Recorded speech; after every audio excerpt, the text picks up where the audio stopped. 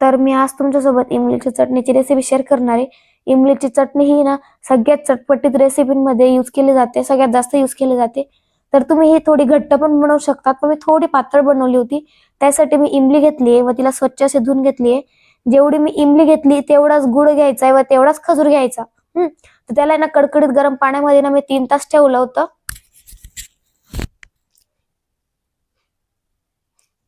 सगळे एकच क्वांटिटीमध्ये टाकायचं.